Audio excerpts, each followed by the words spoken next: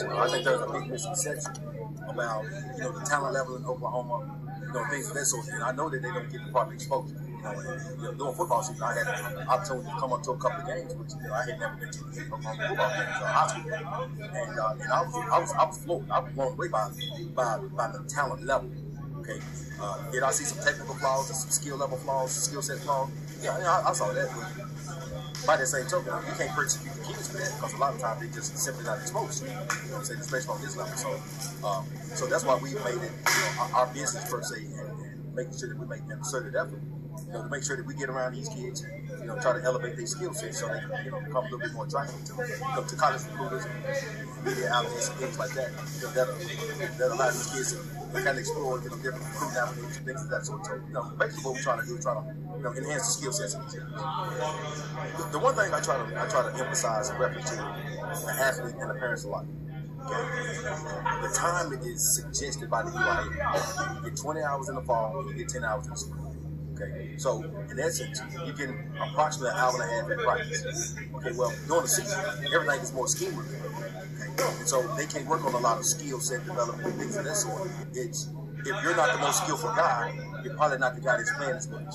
Okay, so with that said, we try to, cut through that learning curve, if you will, and take advantage of this off-season time, and try to get them skillful enough to be able to expand whatever skill that they might be playing. And, when you're doing 7-on-7, and you don't have a skill set that you're practicing on per se, or you hadn't been exposed to it, well then it equates to sandlot football. Okay, because the rules is you can't have a coach on the sideline doing 7-on-7s, or at least in Texas, it's like that. So who do you actually have, with an eye for the skill level per position? Okay, so you're gonna have the linebackers out, you're gonna have your safeties out, and you're also gonna have your corners out. Okay, so whomever that interim coach is, if you will, do they actually have the eye to be able to catch that corner? Okay, that maybe missed that, a false one. You know what I'm saying? Do we have the eye to see if that linebacker is actually throwing that shoulder and dropping that, throwing the elbow and dropping that shoulder, as he dropped? Okay, and so a lot of times you have guys that don't know how to identify certain errors in some of these guys' game.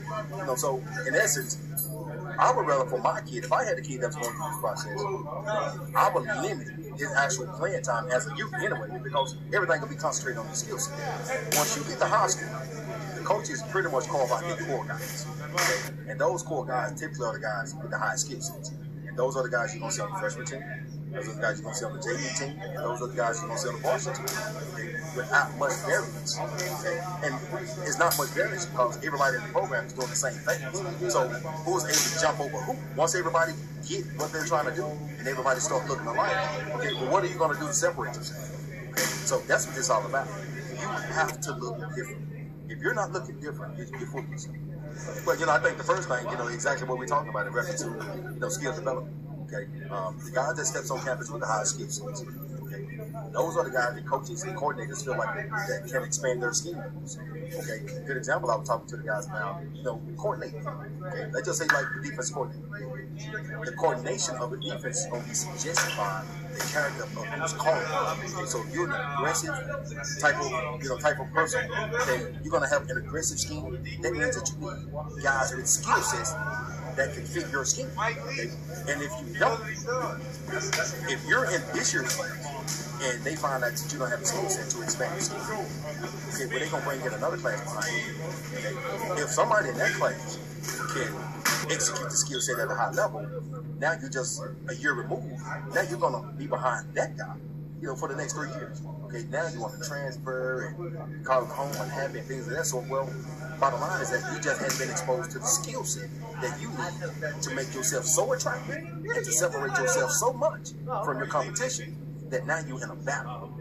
Okay, and when you're in a battle, it can go either way. You know what I mean? So this coach might like this kid for whatever reason. Maybe you have a certain way, a certain package that you love to call, and that kid fits that package better. Okay, well that means that dilutes your playing time. Okay, so I'm always a big stickler of if you have a high skill set or high enough skill set, your coach will be on the times for as much as possible. That's why you have to always work on your skill set, work on expanding your skill set, as much as possible, so you can be that much more attractive, to your coordinators and to college recruiters and media.